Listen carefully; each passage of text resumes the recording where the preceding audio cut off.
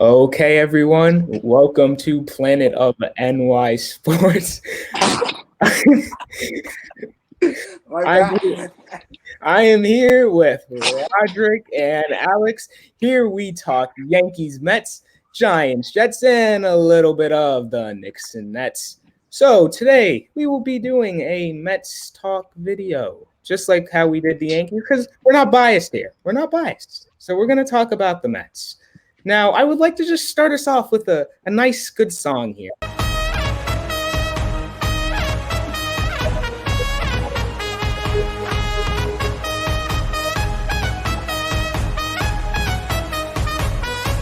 It's my southern slang. I speak it every day. I'm trying to get it poppin' each and every way. It's one nation under goons. My goons are stripping all these cats down in the under rooms. Rooms, rooms, rooms, rooms, rooms,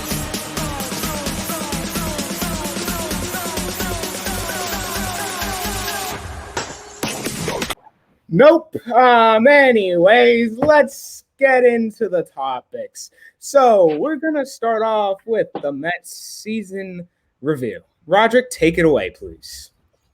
Mets season review. Okay, well, 2022, the New York Mets. It was a wild season, a very wild season. Started out great. First half, you know, P was hitting walk offs. Lindor was doing well. 7-1 comeback. But then second half just kind of fell off. I mean, we had all the momentum heading into the All Star break, and then coming out, we just collapsed. Marte got hurt. Scherzer went down. We weren't hitting as well. The group just didn't seem, like they were playing as a team, like they were a little bit off, and we fell short. I mean, we made the playoffs, but in the end, I think the goal was to make it to NLCS, and not even winning the wild card series. It just definitely falling short of that. It was a good season, all things considered, from where we were, but postseason was definitely a disappointment for sure. Okay, yes, definitely. To go more in depth with that, I think the Mets GM should have done a way better job at the deadline. Do you agree, Roderick? Partially, I heard a lot of Mets fans at the time was like, "Oh, we wanted who was out there? We wanted more bullpen pieces, or we wanted another bat. We wanted a good DH or somebody to play first behind Pete." But I think at the time the moves that were made were good, and to look back on it like a little bit of revisionist history, they were good moves at the time. I mean, Vogelback was nice for a little bit. Ruff was awful, but he he was okay for a little bit right there, and they just didn't pan out in the end. I mean, if you look at our lineup heading into the postseason, that was still a good lineup. Like I wasn't really felt like we're missing anything besides catching. But even then, I mean, Nito had a good game too, and you know Alvarez was whatever. So the trade deadline was a little bit underwhelming looking back on it, but at the time I was okay with it. Yeah. How do you feel about Michael Givens? Uh, Michael Givens, I love the guy. I hope he does well, but it's Yeah, just for sure. Nice guy. Nice guy. great guy. Just didn't work out. Yeah. I remember a couple times they tried to work him in, like with when we had like 4 or 5 run leads, just trying to get him acclimated to the mound or whatever they're trying to do, pitching him in less um, important spots. But he just never had it. I mean, Yeah. walks were an issue, control, giving up hits, and whatever he was doing out there, and it just didn't work out. Let's uh let's talk about maybe the Mets and how they handled their prospects. Let's get into that. So, how did you feel on a scale of, let's say, 1 to 10? How do you think the Mets handled like calling up the guys and giving them a fair shot? I think, for all things considered, I mean, they brought up Beatty, third baseman. They brought up Vientos, first baseman. They brought up Alvarez. You know, But at the times when they were brought up, Beatty was good. Dude hit a home run in like his first but what about Alvarez? Do you feel like they may have waited a little too long? Do you feel like it was kind of pointless because, when did they call him up again? They called him up for the Atlanta series at the end, the last week of the season. That doesn't really make any sense when you can argue they probably should have called him up either, way earlier, or why would you start his service time now just for 3 games? Did he even play in like he played in the postseason and he played, in the last couple of games of the year. I think it was just they called him up because they wanted to show him what it was like in New York, playing in big games and whatnot, because he did play in the postseason. But I think overall, in a perfect world, they would never have gotten called up, like any of them, because Beatty was for injuries to Escobar. Not Vogelbach. Alvarez was because there was no hitting from the catcher spot, and then Vientos was just, we needed a 26 man, and we need to fill out our roster. So I guess they were their hand was kind of forced, and you didn't want to call up guys like Travis Blankenhorn or somebody else to fill up that spot when you had a young guy who was like, okay, maybe they can get some experience out of this and learn from it from when they come up next year or when they come back up to the big leagues. But I give it like a 7 or an 8 because their hand was forced and the players did okay, but there was nothing really outstanding to make me feel like, oh yeah, that was a great move, and that was a move they should have made. So it was okay. It was average. Okay, I would definitely say, hey, you got it better than us Yankee fans. We call up our shortstops and we don't even play them. We still play guys like IKF. So it is. I definitely think they handled it way better than the Yankees. But we're not going to talk about them right now. We're going to talk about the Mets. So, anyways, I just want to share a little video clip here because people were telling me, the division is over. So let's get into what Sal Licata said. The NL East standings, you don't need me to tell you this, but I'm going to tell you anyway. The NL East is over. That's right, it's a wrap. No one is touching the Mets. Tweet me the hate all you want about the jinx. Nonsense. The Mets will be National League Eastern Division champs, and I don't even think the Braves are going to challenge them. The Phils, please, you've seen them. No.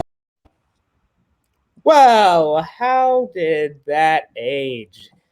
We're going to go into the postseason now because guess what? The Mets were a wild card team. So, Rodrick, you went to Game 1. Do you want to maybe talk about that?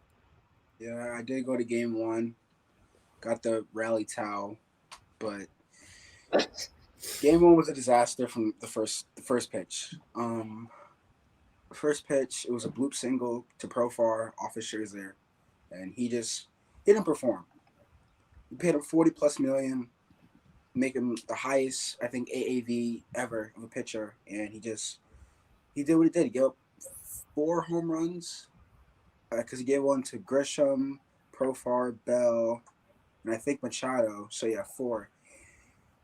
It was a great experience. I think it was my first playoff game, but just the performance, it wasn't there. The hitting wasn't there. I remember we had a first and third after going down with 1 out, and P was at the plate, and we just didn't cash a run in, not timely hitting. The bullpen did fine because I think we lost that game 7-1, and Scherzer gave all 7 runs. But I mean, it was loud, it was nice or whatever, but the team just didn't show up that night, and most of that goes to Scherzer. So, also, I think the decision to start Scherzer over DeGrom was probably not the best decision to make, looking back at it. Oh yeah, for sure. You should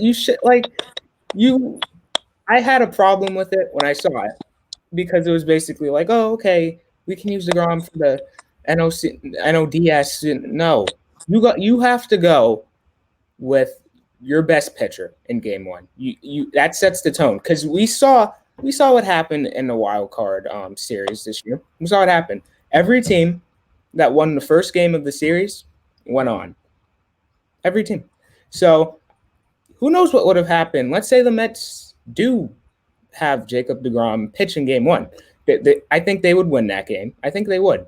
And then let's say Scherzer, maybe, not as much pressure, but, he can go and maybe you sweep the Padres, or maybe you do end up winning, and you don't have to worry about Joe Musgrove's ear. We'll get into that. But, Alex, do you have anything you maybe want to ask Rodrick about Game 1 specifically? Game 1.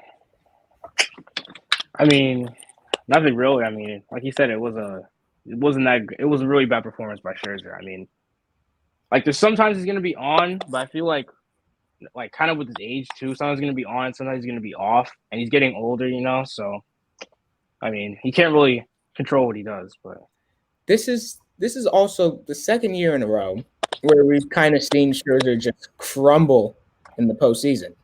Because, last year it was due to dead arm. I don't know what it was this year. I don't know if he just decided to poop the bed here or whatever, but it was pretty bad. It was pretty bad. Rodrick, how are the fans reacting? I want to know about that. How are the fans reacting during that game? 'Cause you were there, so. I was there. Not well. I was sitting pretty high up, so I got a good view of everything that was happening in the lower area and even up top. People were screaming, yelling at Scherzer, "You suck," all the normal New York stuff. And then towels started being thrown. There was beers being thrown, like literal beverages, still in the can, just being hurled down below.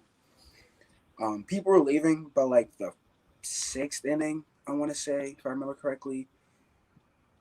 I stayed for the whole game because, I'm a real Mets fan, unlike some people. But, I mean, it was just bad overall. I think they booed Scherzer when he came off the mound, and people just didn't take it well. The walk to the subway station was quiet. Everybody was just taking in what happened, and nobody was okay.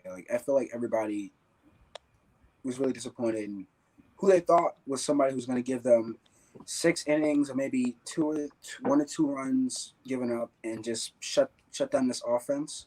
He just didn't show up, and the fans reacted like I probably thought they would have if Scherzer did have a bad start. Speaking of the offense, where was it in Game 1? The bats, as bad as Scherzer was, the bats were pretty dead. How do you feel about that?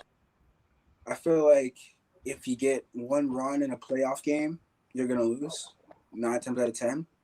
I feel like I said earlier, 1st and 3rd, it was. I have the video on my phone. It's 1st and 3rd. I think it was Lindor on 1st and Nimmo on 3rd. 1 out. Pete Alonso, your best hitter. In all fair, I mean McNeil had the highest average. Lindor is good as well, but 1st and 3rd, bottom 1, you're already down 2. Pete's the guy you want up there. Fly ball, maybe at least get the 1 run in. Get back. Pete struck out. He struck out looking on a cutter inside, and then McNeil, 321, and out batting average leader, silver slugger, all this stuff. I believe he either grounded out to 2nd or he flew out to right. I forget which, but you gotta have hitter. You gotta bring that run in, especially with 1 out. I mean, 2 outs, Pete strikes out. Okay, maybe a little differently, but 1st and 3rd, you have 1 out. You're already down 2. You gotta catch that run. You have to. And I know Darvish is a good pitcher, and the fans were chanting Darvish and all that garbage, and just you have to catch that run in. Those are arguably your best 2 hitters, and you didn't catch that run in. I mean, you get that run back, and then you're down 2-1, and then maybe Scherzer gets a little more confidence, and now he's going back out there, now he's putting up zeros. Instead of the next inning, giving up a 3-run home or a 2-run shot to Trent Grisham. It's just little things that add up over a game, and when you don't get that timely hitting, it's like a domino effect. It crumbles. We crumble. Yes, for sure. Now let's move into. We won't spend a lot of time on Game 2, but Rodrick, how did you feel about Game 2? I know you weren't there, but we watched the Mets, win. Jacob deGrom, he was good, not great, not his best start, but he was better than Scherzer. So Definitely. Game 2, it was just the exact opposite of Game 1. I remember that day, that game. Lindor went deep, started off. I think Pete went deep after that. McNeil had a nice hit. The bases loaded. Everybody contributed. But I remember the game started at like 7 o'clock. The game ended at 12 o'clock. We were up by at least 4 or 5 runs. And then the bottom of the ninth came. And for some reason, we just couldn't put them away. And while I was watching that, I think I just knew deep down that the Padres they wanted it more than us. Like, the fact that they were fighting down 5 or so runs, bottom of the ninth, with I think they had an out or 2 on them, and they were just putting up together good at-bats, getting hits. It came to the point where we almost had to bring in Diaz. Or we might have actually brought him in. I forget. But, they just wanted it more than us, and that's what I took away going to sleep that night. Like, the Padres, they wanted to win that series more than we did. I felt we came in kind of cocky, going back to the whole Scherzer over DeGrom thing. I mean, DeGrom's your best pitcher, and you're overthinking that you're just going to move him to the side like they're nothing. We have Soto, Machado, Bell, Cronenworth, Drury, all these good players. You think you're just going to push them to the side because you had a 100-win season, or, you're this championship-bound team. Like, you're just going to walk your way to the NLCS. Like, that's not how this works. But yeah, I'm glad they didn't get swept, obviously. But Game 2 really showed what happened in Game 3. yeah, let's go to that. Alex, I want to go to you here. What did you think about Game 3? What I say is, just gotta rub my ear a little bit. It was a little itchy, but I feel like it definitely is related to what Rodrick said about how the Padres are playing like they wanted it and how they were playing with that drive. And the Mets only having 1 hit in Game 3 and allowing 6 runs was very disappointing. And that is not something – I mean, I definitely didn't expect that from the Mets because I still give them some credit. They're still a good team, but that was a rough game to watch. Yeah, Rodrick, how do you feel about Game 3? That game, that took something out of me. Like, that game, just watching us not do anything offensively, and then watching us, the Padres, I don't even think they went deep. Like, they made Bassett throw 70 pitches, hit, oh damn, he left, single after single after single, and then a big base hit after a 8-pitch at bat. And then just slowly watching us die on the field. Just watching us slowly, every strike, every ground out, every strikeout, every hit, every walk, every missed pitch, bad call, whatever you want to say. Just everything just went the Padres' way that night. It just hurt to watch. Because I know I wasn't going anywhere. I wasn't turning off the TV. It just wasn't a chance that was happening. It hurt. Really, it really did hurt. Yeah, especially like you said earlier in the video, I think the goal for the Mets was definitely at least the NLCS. I feel like that would have been World Series. Yeah, you want to get there, but for a team that didn't even really make the postseason last year, NLCS with this team, you should be able to get the job done. But I think it's just an issue with this. We now see with the wild card, you can't take it, we're going to go in there, start our second best starter. You can't do that. I think this is a lesson for every team now. Go with your best guy, Game 1. Go with your best guy. No excuses. You have to, because you can just point to what happened with the Mets. Because like I said, who knows what happens if they start to grow. Maybe we're sitting here talking about how, the Mets maybe upset the Dodgers. Who knows? Who knows? It's postseason baseball. But now we're going to go into the offseason. So, Rodrick, what are your offseason hopes? And I'm sure may have something to do with the guy on the screen over there, or it may not. That guy may not come back. So what do you think? Well, I'll start with this. I've heard a lot of things about what we should and shouldn't do, but I think the consensus that this fan base has come to is that we need a couple things. We need a left-hand reliever, and the guy I really want is Andrew Chafin from the Tigers. He has been a consistently good lefty. We didn't have a outstanding lefty last year, but in the year before we had Aaron Loop, who was doing amazing. Didn't have a good year this year, but you get a lefty in that pen who can come in and face guys like Harper or guys like Matt Olson. well Matt Olson, who took DeGrom deep in that 3-game series. Guys like Michael Harris, like guys like in your division that if you need a big out, you don't want to have to bring in Diaz for everybody. I know Diaz is great; he's amazing, but having a guy who can get that lefty-lefty matchup, get in on the hands of a hitter, is nice to have. Also, I don't know if they're going to go with Alvarez, but I think they should look into catching because defensively we're fine. Nito and McCann. Nito was a Gold Glove candidate this year.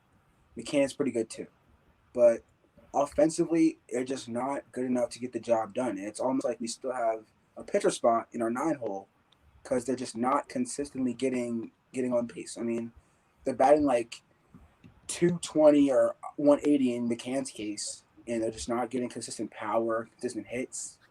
It got to the point where I'm in a Mets group chat. Every time McCann gets a hit, we celebrate like we just won the World Series. I mean, that's how rare it is for him to get on base or get a hit. That's the second thing. The third thing, kind of touching on DeGrom, we can replace DeGrom. We definitely can. He's getting up there in age. I mean, he's going to be a Mets legend for sure. Like he'll probably get his number retired. But I think we know what he's going to ask for, or we think we know what he's going to ask for. I just don't think that him, his injury history, and everything that he comes with, I don't think that we need to overpay for him. Like the Yankees and Judge, perfect example. You guys don't want to go above and beyond to keep him there, and I don't think the Mets front office does want to do that for DeGrom either. We've talked about Carlos Rodon. We're like interested in him. I heard other starting pitchers. I don't know who's out there, but maybe get a trade. Pablo Lopez in division probably won't happen, but get a guy like that, or Otani. Even though they said they're not going to trade him, but just if you can get 2 all-star or above average pitchers for DeGrom to fill out that rotation, it's okay.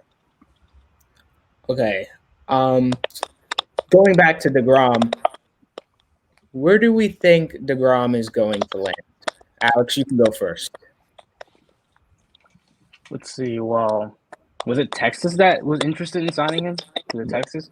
I mean, he said he had some interest, so I guess maybe as a likely suitor there, I'm guessing. Because if he has interest there out of all the people that I guess are betting for him, I assume that he's probably going to want to go there, and they're probably negotiating a contract. And like Rodrick said, I don't think the Mets will want to go like above and beyond to sign him back when, like he said, they could just get like a couple other above average starters for the same I guess to even out not having DeGrom. Yeah, I'll go next. I feel the same way. I think he will go to Texas just for the reasons Rodrick stated and Alex. Like I just like what he's a great Met. The Mets love the guy, but he gets hurt. He gets hurt a lot. He's shown that, and you're already paying Scherzer this amount of money, and it doesn't. I don't want to say it doesn't look good so far, but he didn't perform in the postseason. So if you're going to give all this money to Scherzer and then now you're going to give it to DeGrom when you don't even know when he's going to, be available for you, I just don't think that's a very smart move, even though you have the richest owner in baseball. So, Rodrick, where do you think he's going? I think Texas as well. I just think that they've handed out a lot of big contracts, looking at Seager and looking at Simeon. They need pitching. DeGrom said he wants to go there. He has interest there. I think that you give him a 4 or 5 year deal for about maybe 250 plus. That's like what? That's close to Scherzer, if not a little bit less, if I'm doing the math right. But yeah, I think he'll probably end up there. Do I want him to go? No, but I just don't think that Steve wants to spend money, but he also wants to spend it efficiently. I just don't think that he's gonna. DeGrom's asking price is gonna be a little bit too high, and also I think that for what he might get, he probably won't be worth it. It'll probably be a bad contract because looking at how he started or how his starts were when he came back, he could give you a solid 5 innings. Even like that start up against the Braves when he came back for the first time in Citi Field. He went 5 perfect. 100 miles an hour, dirty slider, dirty change, working the curveball.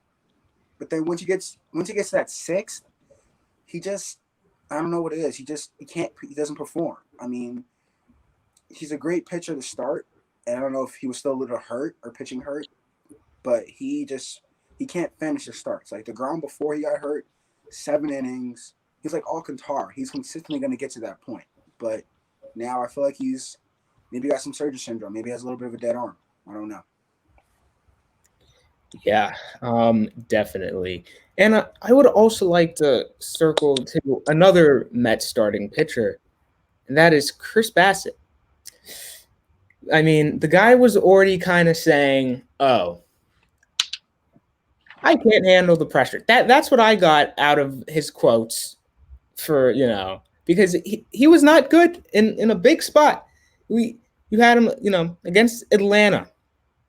The guy choked. Well, granted, all the Mets starting, but him especially. And then you go into the postseason. The guy was not good. He was not good. I think, and he opted out. Just let him walk. What do you think, Roger? I think he's a regular season pitcher because looking where he started his career in Chicago, and then he went to Oakland. I mean, when he was with Chicago, they weren't a good team, and was at Oakland. I think he had like 1 or 2 postseason starts maybe, but he's just not a big lights pitcher. I think that's kind of who he is and how he's like settled in with his career. I think it's okay to let him walk. Yeah. For sure. Alex, what do you think about Chris Bassett?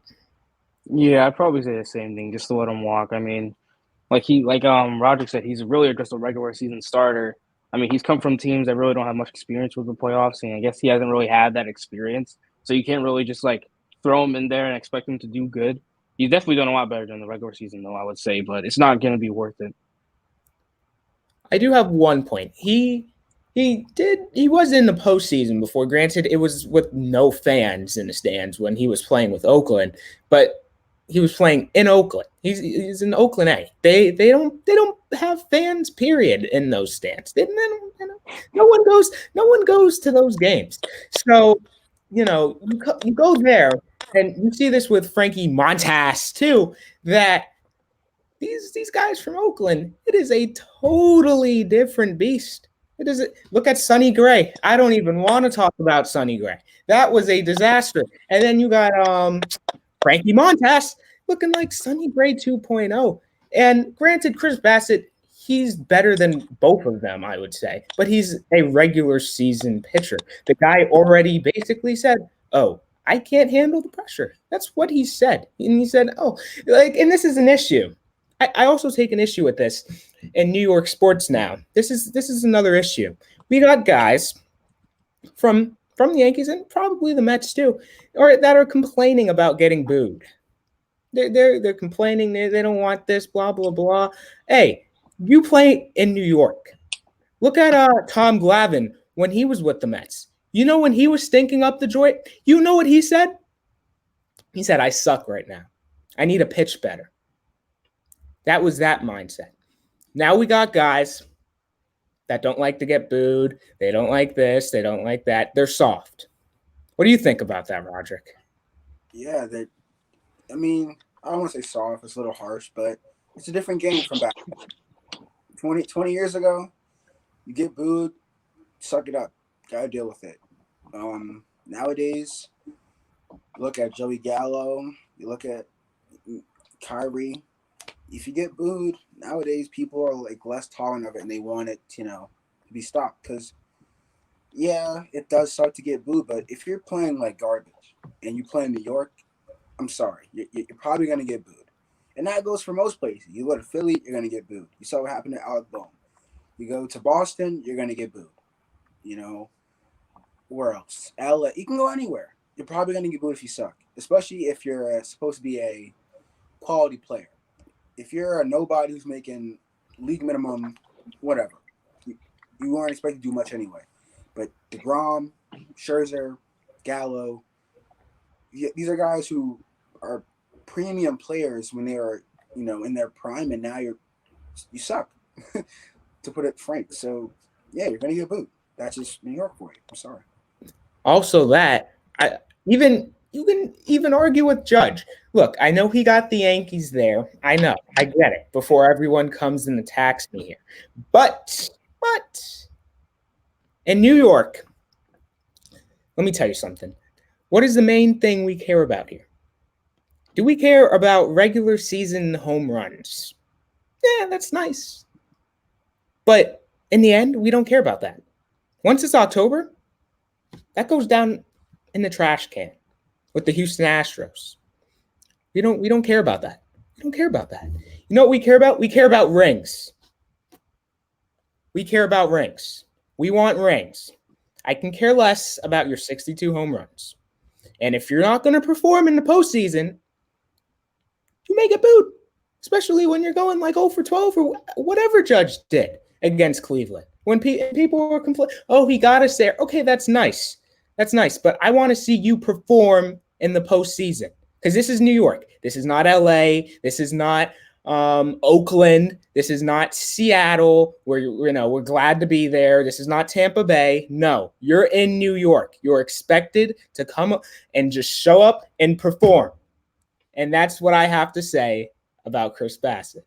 Is there anything else you want to talk about, Rodrick? Just touching off that point, I mean, there's a nice little quote here. They don't build statues out of people who don't win championships. They really don't. You don't get all the praise in the world for regular season success. At the end of the day, that's nice and all, but who cares? If you don't win the chip, you don't win the whole thing. You look at quarterbacks in the NFL. Who cares about Phillip Rivers, realistically? He didn't win anything. If Kirk Cousins, I can't even say that. If he doesn't win Super Bowl, if he doesn't win it at all, if he doesn't win anything, who cares about him? In 20 years, nobody but me is going to care about Kirk Cousins. So, you got to win. Top 5 QB in the league. You have to win, especially in big markets. How do you feel about that, Alex? I mean, I feel the same way. I mean, if you're a New York Met or you're a New York Yankee, you're playing on one of the biggest stages in the sports world. I mean, Yankees, 27 world championships, the most in any sport. I mean, what do you expect when you're playing like a Joey Gallo? You expect to get cheered on? Like, you're doing bad. You're striking out. What more do you want? And it's like the Mets are like kind of the same way. I mean, they're both great teams. They're both great franchises. And if you don't play up to the expectations, I mean, what are you going to do? Just like how Rodrick was talking about how defensively the catchers are great, but offensively they can't really produce anything. So that means that's going to result in them getting booed and stuff, but they can't really do anything about it except for try and work and produce more. I also have another point just going off of that. And like a lot of people, they think, it's just New York fans being too – it's always just the New York fan that's being singled out here, I've noticed. But no, look at Philly. Look at Philly. Philly does it all the time too. So I don't know why people just act like it's New York, New York fans this, New York specifically Yankee fans, because let's be real here, we do it more than the Met fan. But still, we expect a lot. We expect a lot. That the Mets, not to rag on the team here, but let's just be real here. The Yankees have been around longer. We have more World Series. Don't get mad at me, Rodrick. I'm not so we're going to expect more. So are Yankee fans fickle? Yeah, Yankee fans are probably pretty fickle. But we expect you to go and perform in the big spots. And that's going to happen with the Mets now, too, because the Mets are good and they're playing in New York. You want success. You don't want mediocrity. You don't want to lose in the wild card. You don't want to get swept by the Astros. No, you don't want that. You know what we want? We want a Subway Series. We want a Subway Series. That's what we both want. We want that. Because, hey, then it shows that both teams are going for it. Now, I don't want to see the Mets in the World Series, but like as a New York fan, just taking the New York part of things, I don't expect anything, less than that. It's World Series or bust. The Mets in this case, you can give them a slight pass, but the fact that they couldn't even make it past the wild card, that's just like, especially this Mets team. This was one of the best Mets teams in a while. Rodrick, just give me your opinion. How did you feel about this Mets team just throughout the season? Like you said, it's one of the best Mets teams in history. I think just off record, the second best team ever behind the '86 team. Looking at this team as of where they were compared to where they are now, it's a great leap. It's a great season, all things considered. But for Mets fans, New York fans, for this fan base, we didn't come here just to win a game and then get bounced out. Like you said, we expect championships. We expect you to, like I said, we expect you to get you to the NLCS minimum. We expect you to beat the Braves, the Phillies, Cardinals, just beat the Padres. I mean, come on. We expect you to get past you guys, and we expected it. Everyone was predicting Mets Dodgers. That's what we all thought it's going to be NLCS, and that didn't happen. Neither team showed up this postseason. It was a great season, but next year, this was your first step. All right, you're in the playoffs. You made it. Cool. That's the expectation now. The expectation is have you make the playoffs and have you win at least a series. And then moving forward, once you win that first series, all right, your next step, now you got to make it to NLCS. Once you get there, all right, now we expect you to make it to the World Series. And once you're there, win the whole thing. We don't need these baby steps where in 5 years from now we win championships. We want to win championships now. Yeah, definitely. I think we also forgot about a free agent, and his name is Brandon Nimmo. So how are we feeling about his chances maybe resigning with the Mets? Well, how are you feeling, Rodrick? I hate Colorado. Let me just start with that. They can piss off. I feel like it's a good chance he resigns. I feel like he's not. Don't take this the wrong way, but he's not a player that's. I think he's not going to want to command too much. He's from Wyoming. Where the hell is that? The only thing the Rockies have going for them is that he's a hometown kid. He should want 5 to 7 years, 150 million. I'd go up to 150 million. I'd give him, 15 million a year, 20 million a year, and because he's a great center fielder. He can run, he can hit for contact, power, whatever you need him to do, he can do it.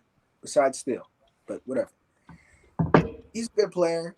I know he likes it here. He wants to be here. I just hope that the Wyoming in him doesn't make him go to Colorado. I think he'll stay though. I expect him to stay. Yeah. They also put the qualifying offer on him, correct? Yeah, they did. Actually, no. They gave it to DeGrom, Bassett.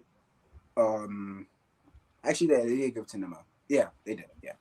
Yeah, I just looked it up. They did. So let's talk about maybe some more targets. I have a big one here.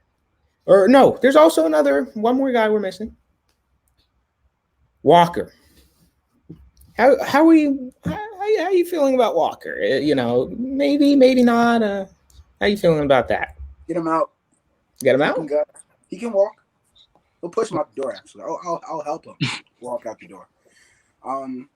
Taiwan Walker, love the guy. He's a great guy. The clubhouse loves him, from what I hear. Not from what I hear, from what people have told me.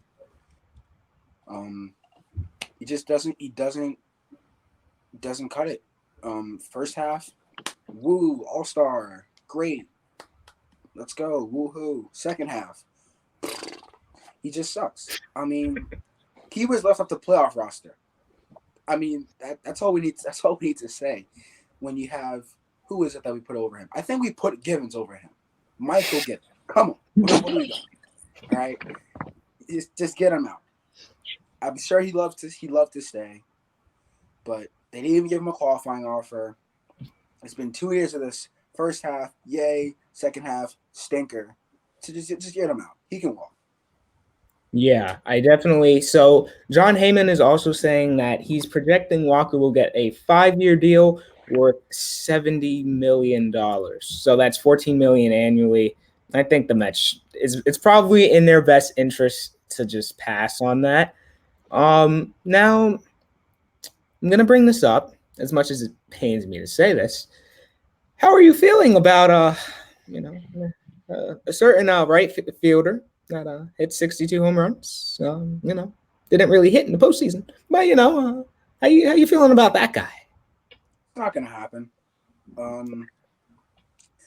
As much as I want it to happen, they know better. It'd be so cool to be like, oh yeah, Judge is now a Met. Sucky Yankees fans, but it's not gonna happen. If you sign him for like, $300 million or more. You probably have a bad contract on your hands. Injury prone guy. You don't get DeGrom for sure. You probably don't get Nimmo because now you have another outfielder. You may not be able to sign Pete to an extension because we got to sign Pete. And you got to get Lindor has his contract already. McNeil needs an extension. I mean, it's just too many variables at play for him. He would tear up this team. It would really just be him and Lindor and Scherzer. And everybody else is probably has to go. And he's not worth it, in my opinion. Yeah. Alex, do you have any free agent targets before I give some more? For who, the Mets? Yeah. Nothing I can think of right now. I mean, while you talk, I can take a look at a list and see. So you can just keep going. Okay. So I'm just gonna bring this up to Rodrick. How about a certain guy? He's dating a model. Well, he's married to a model. She likes seeing him pitch. His name is Justin Verlander. Justin Verlander. How you need another starter? How you feeling about Justin Verlander in New York? A lot of it comes down to what he wants, but I'm not falling over my heels for him. I don't know. Maybe we're gonna get to him, but I think Carlos Rodon's a much better option. He's younger. He might be a little more expensive, but JV, he's pretty old, getting up there in age, or he is up there in age, I should say. And I mean, if he won like a 2-year deal, I don't know, 65, 70, I don't know what he wants, but I mean, I think he's gonna stay in Houston. I'll say that. But if he wants to come here and he can do a reasonable deal, sure, I'll be happy to have him. But I don't think they're going to go after him like they go after Rodon or Trey Turner. But, yeah. Speaking of that guy, that was the guy I was going to bring up next, Trey Turner. I mean, look, I get it. He may not be like the biggest need for the Mets, but still. I mean, he wants to come back to the East Coast. And apparently now we're hearing the Phillies. Do you really want Bryce Harper, Trey Turner, all those guys? They already went to the World Series without him. They already went there. And they get Trey Turner? That is scary for the Mets and the rest of the NL East. How do you feel about that? First, I just peed myself just thinking about it. I'm so scared. But he's not going to come here for a couple of reasons. I think, one, he's not going to play shortstop. Lindor, that's his position for the next 10 years. Nobody's even coming close to that. Second, just off that point, he's not going to want to play center. He's not going to want to play second. He might want to play second, but, I mean, why would you put him there? You have McNeil, who's a gold glover. You have Guillorme, who's a great fielder. I mean, you put him at third if you really wanted to, but there's not really a place for him. I mean, if he really wanted to come here and he would be okay at second or at third, sure, happy to have you. But if you look at Philadelphia, they have Bryson Stott, who plays short, but they can move him over. He's still like a young kid. They didn't pick up Segura's options, a second baseman who could easily move Stott to second, put Turner at short, or just however you want to do it, and get him. I don't think he's gonna go to Philly, but I think that we don't need him. I mean, he's probably gonna want a lot. I don't think he's gonna come here. Alex, where do you think Trey Turner goes? I don't know. I am kind of unsure about where he's going. I mean, it's kind of like the same situation for the Yankees, I think, with him. I mean, like, we don't need him. He would be a good pickup, but I feel like we already have Peraza. Volpe's going to come up soon. No. What are you talking about? You have IKF. My bad. I forgot about that. What are you talking about? Volpe and Peraza, who needs those two? You got IKF and you got Josh Donaldson. Mr. I Can't Field. Yeah, I Can't Field. That's a nice name. Anyways, one more, maybe a reasonable pitcher here. Tyler Anderson. How are we feeling about him? He was solid with the Dodgers. Decent lefty starter. Would you be okay with that, Roger? Well, as of right now, our rotation is Scherzer, Carrasco. Let's just say for this, we re-signed DeGrom. So now you have DeGrom, Scherzer, Carrasco. Bassett walks. Maybe we sign some other 4th, 5th starter. Anderson is my 3rd starter in a playoff series. That kind of worries me. Doesn't have a lot of postseason experience. He's a kind of a funky guy, funky little delivery with a little leg kick and all that. I just don't think how old is he? Let me look it up. Here, while you're looking that up, I'll give some stats. So he went 15-5 with a 2.57 ERA in 30 appearances, which 28 starts. He only allowed 14 home runs in 178 innings. So the guy, he's pretty good. But here's the thing. He's in a contract year. This could be a situation where the guy was in sunny LA and he may come over to New York. And I don't know if he's going to be able to handle that. We already saw what happened. I don't even need to go over and rant about it again. I'm not going to do it. But I think the Mets, if he's like one of the only options available, if like somehow like the Mets, just lost out on, Carlos Rodon and DeGrom's gone and like all, and he's just sitting there. I mean, like Rodrick said, they only have two guys in their rotation. And Carrasco, like, you don't really trust him to be even your, like, what is he, a 4th starter at best? 5th. Yeah. At this point in his career, he's not good. So I would definitely say Anderson should be like a last resort. Hopefully it should be a reasonable deal. He shouldn't be asking for too much, but he had a good year. So you never know. Is there any more free agents you guys may be, interested in, or what do you think, Alex? I mean, yeah, I think that's really it. I mean, let's see. I think really all they need is pitchers, I think, at this point. Because like Rodrick was saying, they have Scherzer and Carrasco. And if you really don't want to count Carrasco, then they really only have Scherzer if they don't sign back to Grom. So, like you said, I think Tyler Anderson would definitely be a good pickup because I don't think he would ask for much. So they definitely just need some pitchers. Yeah. One more starter that just popped in my head. Nathan Eovaldi. Look, I don't know what the guy's gonna want. He's like, he's okay.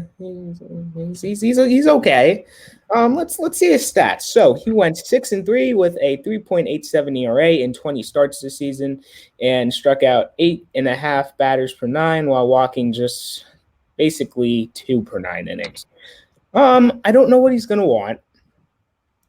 He's how old? He's 32. Okay, so let's say maybe 3-year deal. How are you feeling about him? If maybe Like I said, same scenario. A lot of the starting pitchers are gone somehow, and the Mets didn't do anything, which I doubt. But you never know. How would you feel about Nathan Eovaldi? Well, like you said, he's 32, so he's getting up there in age. If I'm not mistaken, he got hurt this year. Am I correct in that? He did get hurt. Yeah, correct. At 3.87 and 20 starts, which is not really that good. And him as my 3 starter, again, if we get to Grom or we get Rodon, I wouldn't feel confident about that. I mean, especially with a multi-year deal, I don't want to lock myself in a 3-year, 20 million AAV deal for a guy who is a little mixy, a little up and down. So a 1-year deal for about not 20, $15 million. If you want to bet on himself and get a 1-year deal, sure, okay, we can do that as our 4 starter in front of Carrasco.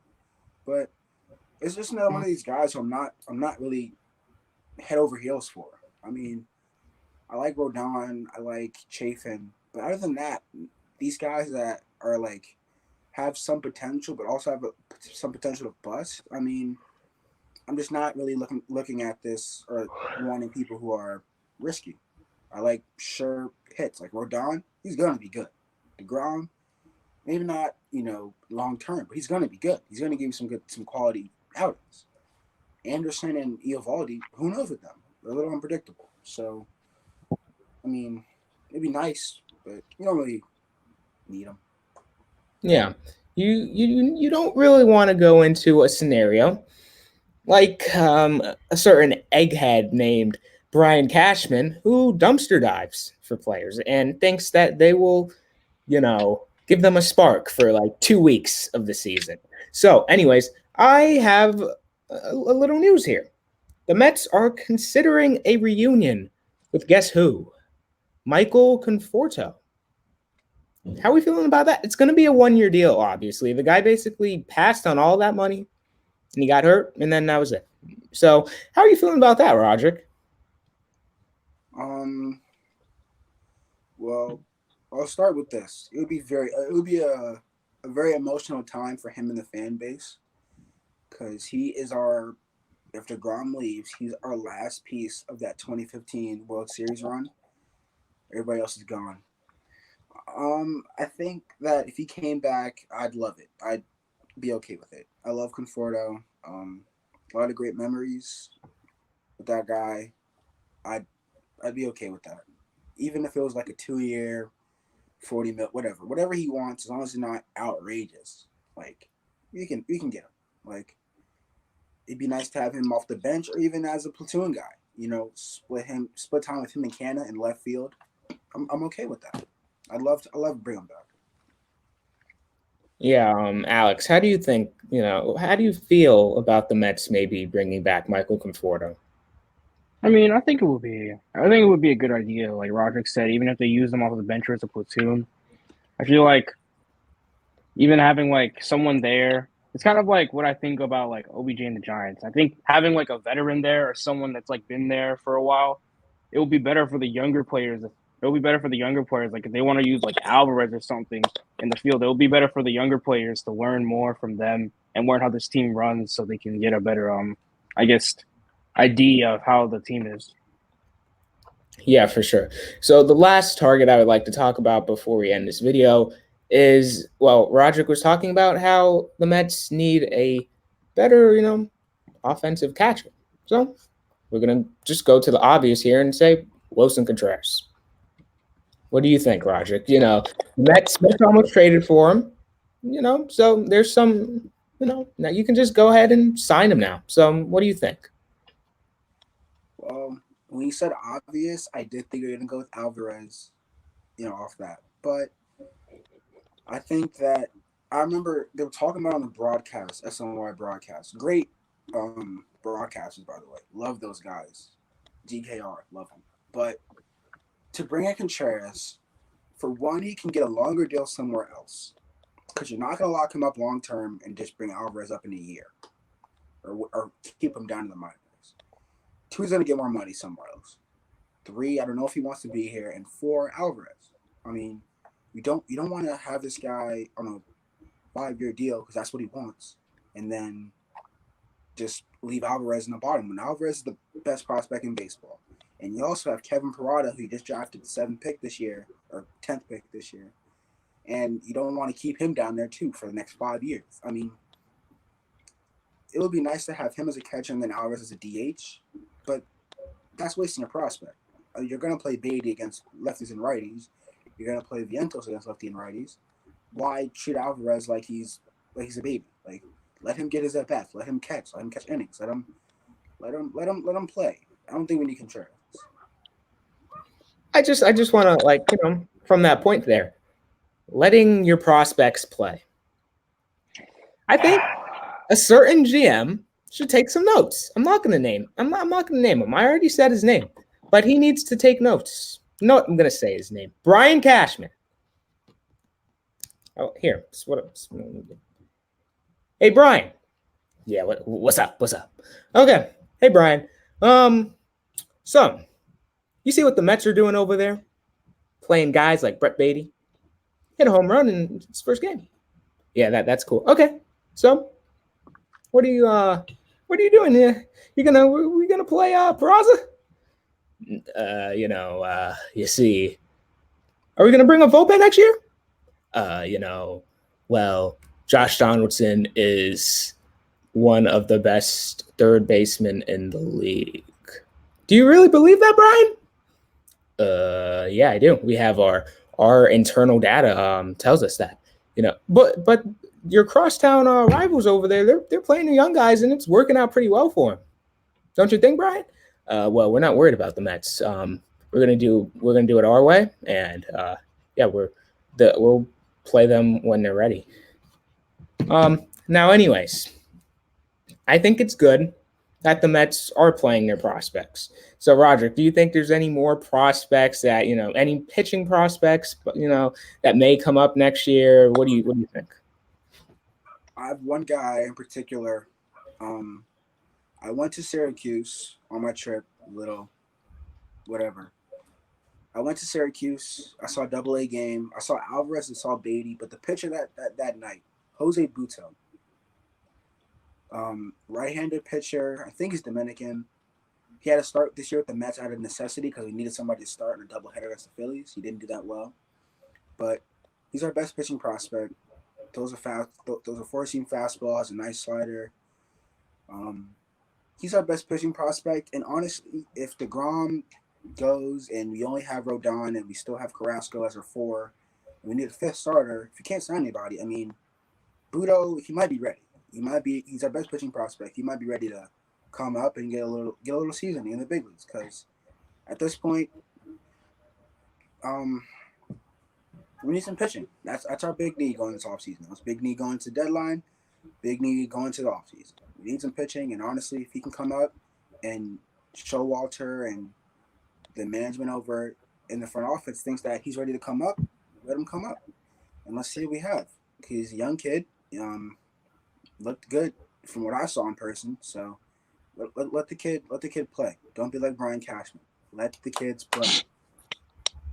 We sound like Knicks fans saying let the kids play, But anyways, there's also Tyler McGill. I guess he can fill rotations, but I guess. How do you feel about him, maybe, Roger? I'm not gonna lie, I forgot he existed. I definitely forgot he existed. So we probably have 4 starters in our rotation. Sorry for that earlier, but Scherzer, Carrasco, those are 2 I named earlier. But Tyler McGill, love that guy. Big dude, those Chad, nasty off speed. And then David Peterson, who I saw in person against the Rangers. Those are 2 guys that can eat up innings. Like, realistically, those guys as, I guess, your 5 and 6 or your 4 and 5 with Carrasco maybe making a start every 2 weeks or whatever. McGill's great. You saw him on opening day against the Nationals. He great. And Peterson, he has his moments too. He's a little bit more shaky, but they can eat up some innings for us. They're both pretty young. I think they're gonna get a chance for sure. They're gonna get their time. They're gonna get their starts. Yeah, I like both of them. I think they're both going to be good. I think they both can contribute, and I hope they do well.